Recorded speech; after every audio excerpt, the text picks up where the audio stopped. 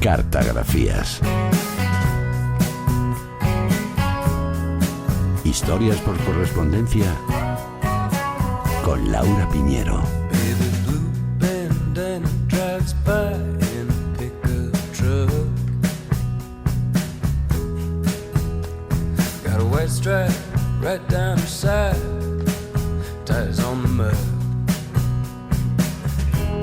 Tenemos una nueva entrega de Cartagrafías, esta sección donde estamos retratando personajes a través de su correspondencia.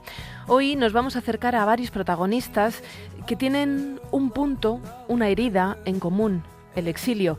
Vivir en el destierro es una de las cosas más duras que le puede suceder a una persona, pero también el principio de una nueva vida, de una historia por escribir. En los fragmentos de las cartas que vamos a escuchar hoy, no solo nos acercamos a la realidad de un individuo, sino a la de un país, a la de un periodo histórico en concreto que queda inmortalizado gracias a este ejercicio que es aparentemente sencillo, como es el de escribir una misiva, pero que encierra todos nuestros anhelos, los miedos de una persona exiliada, sus esperanzas, sus pérdidas.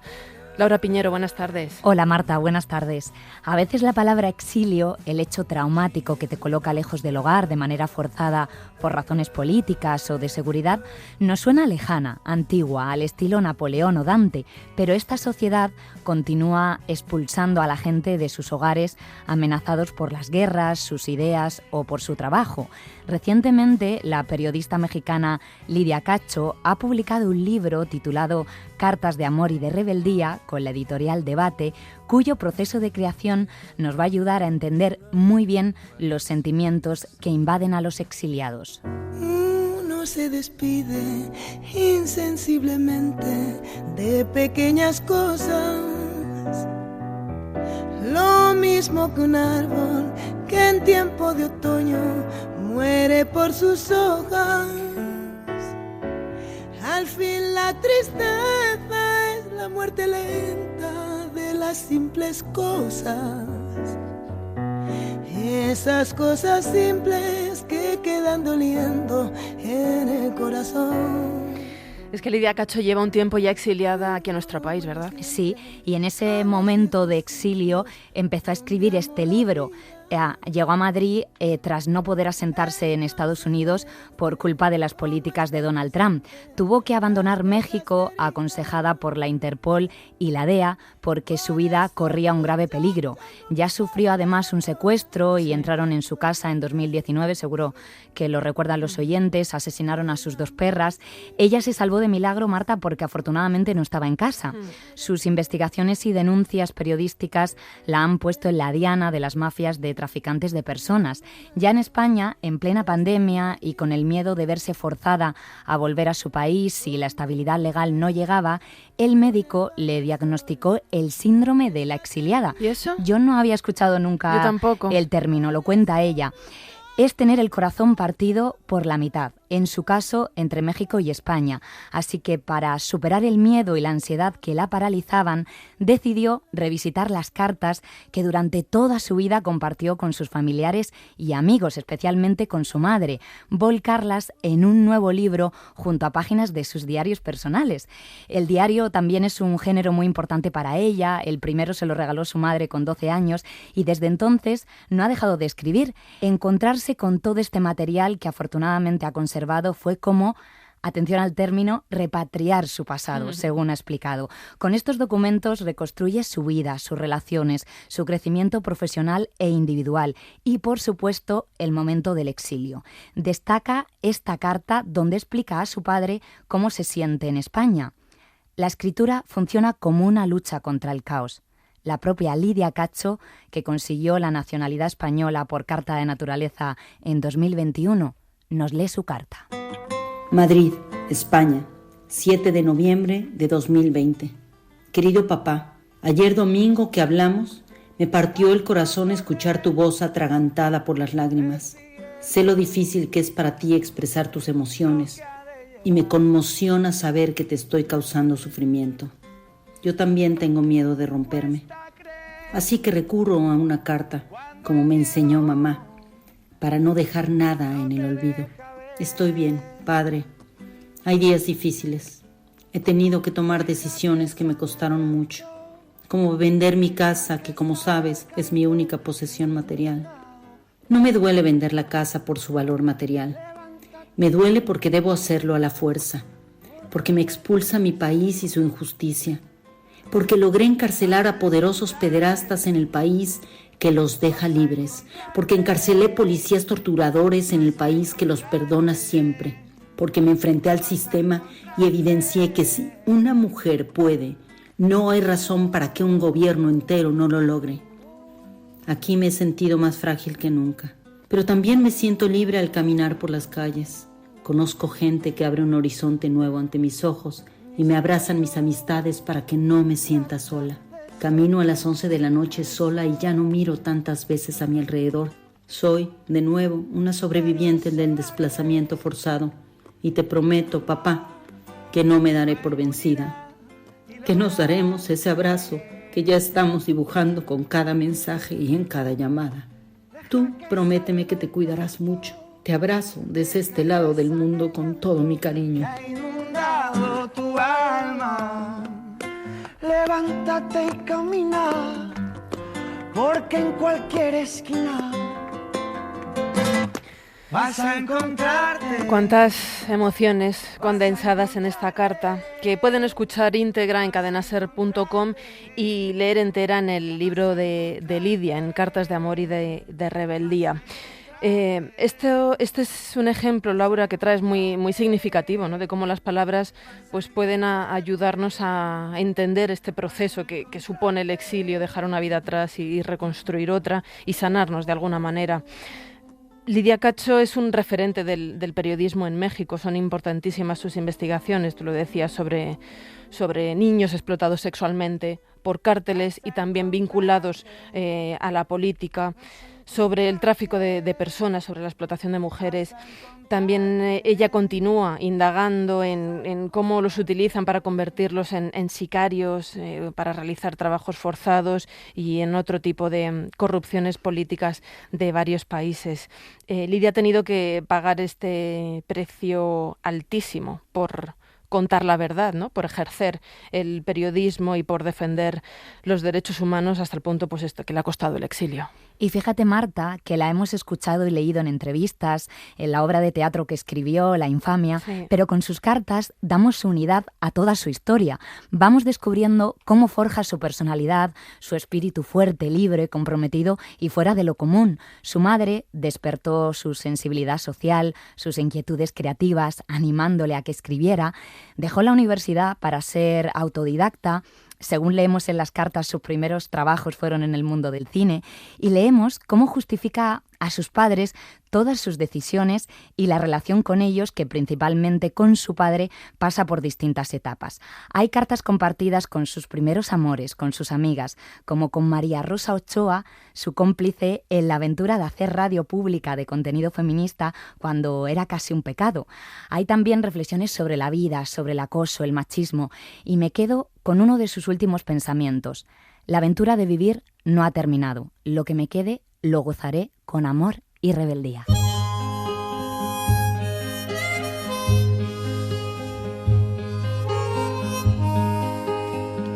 Sentado solo en un banco en la ciudad,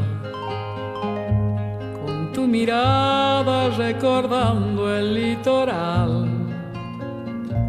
Suerte quiso estar partida. Fíjate que estamos hablando de la historia del exilio de Lidia Cacho y me recuerda a otra historia de exilio, de la de Isabel Allende, la escritora chilena que junto a su familia pues tuvieron que salir de Chile tras el golpe de Estado que le costó la vida al presidente, a Salvador Allende, que también era su tío. Isabel siempre cuenta que la escritura, es para ella una terapia. Sí, además es amiga de Lidia Cacho. Isabel es una gran amante de las cartas. Su primera novela, La casa de los espíritus, empezó como una carta a su abuelo materno que estaba gravemente enfermo. Además ha contado que durante muchos años se escribió cartas con su madre. Tiene guardadas más de 24.000 más correos electrónicos. Hay que tener a quien escribir, asegura. Al fallecer su madre, intentó seguir escribiendo a su espíritu, pero ya no era lo mismo. Si te parece, otro día comentamos en detalle su relación epistolar, porque es apasionante y da para mucho. Claro. Oye, nosotros, claro, estamos hablando de la situación en México que provoca el exilio, de un golpe de Estado en Chile, pero aquí en España no podemos olvidarnos de los cientos de miles de exiliados que tuvimos por nuestra guerra civil y nuestra dictadura. Una gran parte de esos refugiados, fueron casi 500.000, huyeron de la guerra cruzando por los Pirineos hacia Francia. Se estima que unas 220.000 personas nunca regresaron y uno de los destinos a los que fueron fue México, que fue un gran país de acogida precisamente, que dio cobijo y con mejores condiciones que aquí en Europa, que en Francia, a los miles de republicanos que finalmente decidieron quedarse allí. Si en el firmamento poder yo tuviera, esta noche negra, lo mismo que un pozo. La correspondencia tanto de personajes célebres como de personajes anónimos víctimas del exilio por la dictadura de Franco es un documento histórico único. A lo largo de los años, distintos investigadores y familiares han hecho un trabajo de conservación fantástico y es un milagro que muchas cartas de papel hayan llegado a nuestros días. Existe, por ejemplo, un proyecto llamado Exiliados en Transición que recoge misivas escritas por republicanos que seguían fuera de España en los años 80. Es un proyecto de la Asociación Amigos de los Antiguos Refugiados que vela para que sus derechos no caigan en el olvido, ¿no? Y para que se les recuerde. Y también destaca el trabajo que se está haciendo para recuperar y compartir la correspondencia que existió entre intelectuales republicanos que se carteaban compartiendo vivencias o proyectos culturales. En los últimos años se han publicado varios libros que recogen este tipo de cartas, pero me gustaría quedarme con uno. A ver. El de Mujer a Mujer, que recoge la correspondencia de la poeta y premio Nobel de Literatura Gabriela Mistral con creadoras españolas desde 1942 a 1956, que habían tenido ellas que abandonar España amenazadas por Franco. De mi exilio 2 cosas han sido decisivas: conocer de verdad América, que vale la pena, y haber logrado cristalizar por el dolor de mis emociones todas las cosas que yo en aquella época quería hacer y que poco a poco fueron cristalizándose. Cómo le agradezco sus frases. Viniendo de usted, son de incalculable valor espiritual. Quizás sepa usted hasta qué punto la desgracia y el dolor nos hacen hermanas. Mi hijo, mi vida, voluntario en el Ejército Rojo, me lo mataron cuando ya le estábamos esperando. No puede figurarse lo que para mí habrá de representar el pasar unos días junto a usted. Aquí están los médicos y amigos que Juan Ramón, desde los Estados Unidos, ansiaba volver a ver. Con la depresión nerviosa, tenía una horrible hambre de oír hablar su lengua, y en todos los hospitales y sanatorios se imaginaba que oía hablar español en la pieza contigua. Hoy, que veo yo Europa más dañada que nunca, más desgarrada en sus vísceras vitales, se me agrandan enormemente la virtud y las virtudes criollas. Somos menos insensatos de lo que se ha dicho y mucho más humanos de lo que nos creemos. Una vez robé un lucero de lo alto del Monte Blanco. Una vez robé un lucero de lo alto del Monte Blanco. Entre esas creadoras estaban Maruja Mayo, María de Unamuno, Victoria Kien, María Zambrano y un largo etcétera. Mistral apoyó a nivel emocional a estas mujeres, pero también con dinero o gestiones para ayudarlas a ellas o a sus familias a llegar a México. La poeta terminó configurando lo que se llamó la Casa de España, un centro de enseñanza muy importante que hoy es el Colegio de México. Sí. En el 38 editó un libro de poemas y sus derechos, Marta, fueron a parar íntegramente a niños refugiados de la guerra. Sí. Su compromiso fue muy importante y más allá de esta correspondencia se conservan otras cartas suyas muy destacadas, como con su gran amor, Doris Dana. Era una gran escritora de cartas. Bueno, es que fíjate los nombres que estás mencionando, ¿no? Maruja Mayo, Victoria Kent. Imagínate qué correspondencia más apasionante debió tener, por ejemplo, con María Zambrano. Maravillosa. Sobre su correspondencia existen varios trabajos de investigación y gran parte de sus cartas están guardadas en la Fundación María Zambrano de Vélez Málaga, que se ha encargado de catalogar su extensa obra. Ella era una escritora de cartas compulsiva. Escribía en todos los rincones del papel con letra muy apretada. Además, existen muchas relacionadas con su vida en el exilio. Vivió fuera de España durante 40 años, primero en Francia, Italia, Cuba, luego en Puerto Rico. Quizás sus cartas más conocidas fueron las que intercambió con su amigo el pintor Ramón Gaya, pero me gustaría destacar las que cruzó con la intelectual italiana Elena Croce durante 35 años, toda una vida de amistad en cartas.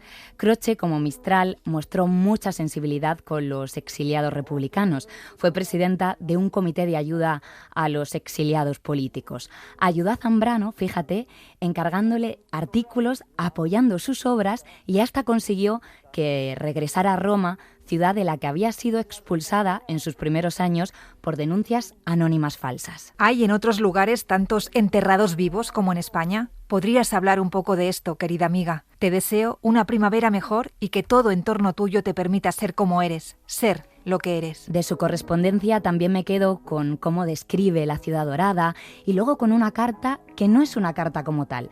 Es un manifiesto con aire de correspondencia que dedicó a todos los españoles, tanto a los vencedores de la guerra como a las nuevas generaciones. Se llama Cartas sobre el exilio. Ella se consideraba un habitante del país interminable del exilio, sin reino, sin himno, sin bandera.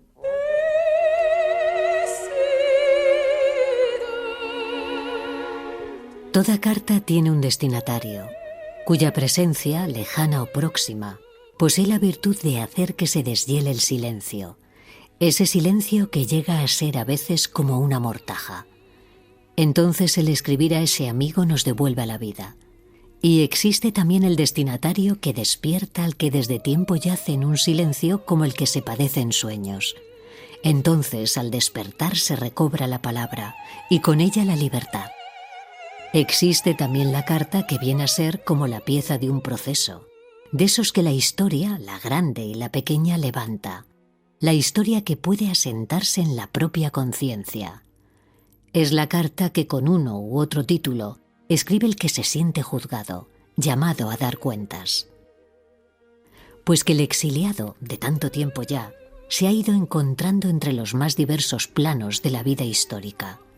Ha conocido todo, desde el ser considerado como héroe, un héroe superviviente, hasta el desprecio con que ciertas conciencias reaccionan ante la presencia viva de un enigma. Y así la primera respuesta a esa pregunta formulada o tácita de por qué se es un exiliado es simplemente esta: porque me dejaron la vida, o con mayor precisión, porque me dejaron en la vida.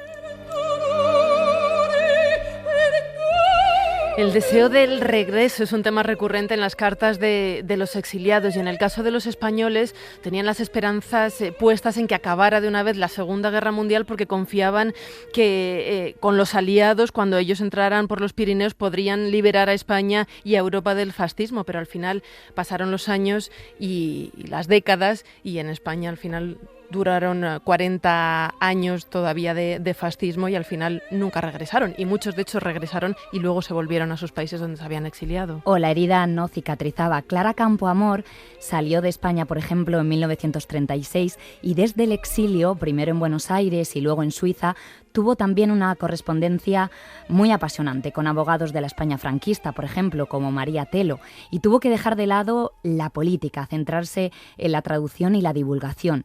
El dolor del exilio, el extraño sentimiento de tener lejos a la patria y el desesperado deseo de volver afloran, por ejemplo, en una misiva que le envió a Gregorio Marañón. Clara nunca regresó a España.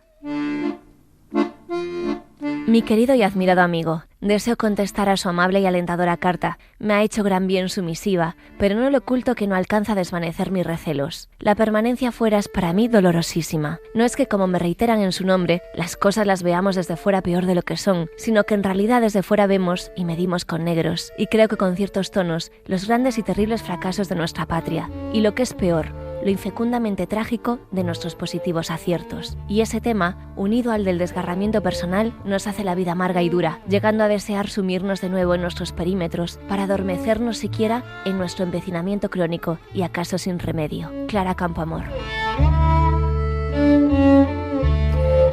Es el sentir de muchos exiliados que además se carteaban con personajes que se quedaron en España. Estoy pensando en Camilo José Cela, ¿no? Que él se escribió con muchos intelectuales que estaban exiliados con la idea de establecer relaciones con España y bueno, esto supuso un poco de contradicción, bastante de contradicción en la figura de Cela. Sí, la gran pregunta, ¿por qué Cela, pese a haberse alistado en el ejército de Franco o trabajar en el Ministerio de Información, abrió las puertas de su revista a intelectuales de izquierda en el exilio? Esta pregunta se la hizo el propio hijo del autor. Cela estudió medicina, pero se saltaba las clases para ir a la Facultad de Letras y estableció relación con Zambrano o con Miguel Hernández. Sí. Durante el franquismo impulsó una revista donde escribieron muchos republicanos, los convencía por carta. El régimen cuidaba de Cela en un panorama cultural desértico, aunque él mismo sufrió censura. Sus obras mostraban la pérdida de la libertad y las miserias de España. De ahí que digamos que su figura es contradictoria en este sentido. Se carteó con Alberti, Cernuda, Prada. Hay cientos de cartas. En realidad, el archivo que poseen en la Fundación de Iria Flavia, en A Coruña, sobre Cela es extenso, muy extenso, porque las guardaba todas, incluso hacía copias de las cartas, Martas, que él mismo enviaba. Defendía su revista como una sosegada esquina de la historia de España en la que los españoles de buena voluntad podemos hablar. No faltan sus palabrotas también y su habitual carácter. Existen varios libros publicados con sus cartas y en la biblioteca virtual Miguel de Cervantes pueden descargarse algunas. Uno de los autores con los que se carteó fue con el escritor Ramón J. Sender, que pasó por un campo de concentración antes de llegar a México. En el 79 manifiesta a Cela sus deseos de recuperar la nacionalidad española. Murió un año más tarde en Estados Unidos, su país de residencia en los últimos años, y desde donde, por cierto, tuvo también una correspondencia increíble con Carmen Laforet. 16 de julio de 1976. Querido Cela, por fin, después de dudas, vacilaciones y cálculos y barruntos, como dicen los maños de mi tierra, decido volver a España. Claro es que todavía pueden suceder cosas inesperadas que me hagan cambiar de rumbo y en lugar de ir a Palma, vaya al Antártico o a Islandia. Supongo que no lo tomarás a plagio si te digo que estoy de América hasta los cojones. Espero que sigas bien. Fecundo como siempre, puerco en el habla y limpio en los hechos, al revés que la mayoría de los académicos, y que no te causaré molestia ni incomodidad alguna. Un fuerte abrazo. Ramón J. Sender. Del manantial, el agua fina. Hemos mencionado antes la Segunda Guerra Mundial, otro conflicto que provocó cientos de miles de exiliados. Supongo que también habrá un montón de cartas de esta época, ¿no? Es una correspondencia apasionante también, pero como nos queda poco tiempo, vamos a destacar la historia y cartas de Albert Einstein, el científico, relacionadas con la contienda. En marzo de 1933, mientras estaban de viaje por Estados Unidos con su mujer, le informaron que los nazis habían asaltado su apartamento en la capital alemana y que habían puesto precio a su cabeza, una recompensa de $5.000. Einstein decidió entonces refugiarse en Bélgica. En sus misivas muestra su preocupación porque el hijo que tenía en Alemania, fruto de un primer matrimonio, seguía allí. La situación de sus amigos encarcelados era muy peligrosa y se preguntaba también cómo podía ayudar a los judíos a escapar de la Alemania nazi. Estoy trabajando como parte de un comité de ayuda itinerante y nos llegan decenas de cartas sobre víctimas perseguidas y desesperadas por la situación actual. Estoy ayudando a familiares en ULM a emigrar. Es fácil para los jóvenes, pero difícil para los mayores. Einstein finalmente se asentó en Estados Unidos, donde creó el Comité Internacional de Rescate. Consiguió asilo para otros científicos de origen judío-alemán. Eran mucho más que palabras, sus actos. Claro, sí. Muchas de sus cartas además han alcanzado precios millonarios en subastas. Hay una en la que criticaba a Inglaterra por su permisividad inicial con el ascenso del nazismo. Tú dices, Laura, son mucho más que palabras, ¿no?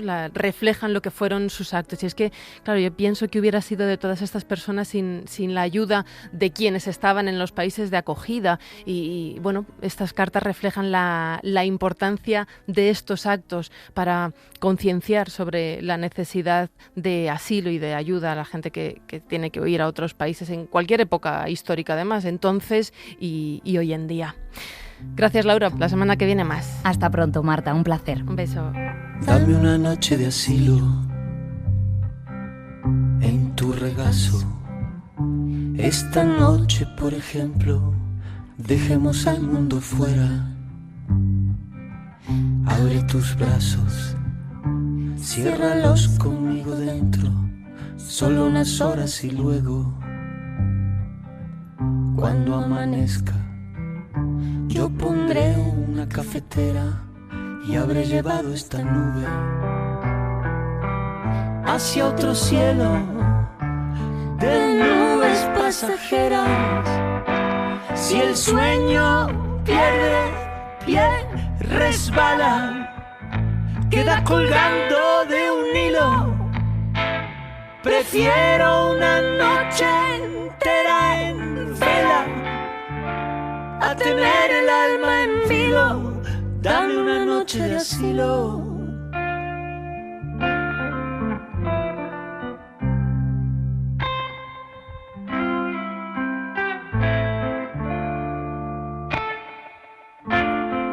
Dame una noche de asilo, dame un remanso, yo te daré lo que tengo, este amor que no me explico. Pasan los años y sigue a espaldas del tiempo.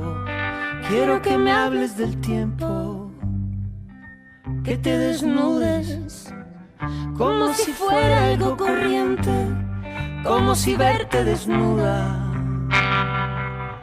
no me aturdiera tan sistemáticamente. Tu piel me sea desconocida, me deje siempre intranquilo. Prefiero lamer después mis heridas a que tu amor pierda filo. Dame una noche de asilo, dame una noche de asilo, dame una noche de asilo, dame una noche de asilo, dame una noche de asilo, dame una noche de asilo. Dame una noche de asilo, dame una noche de asilo.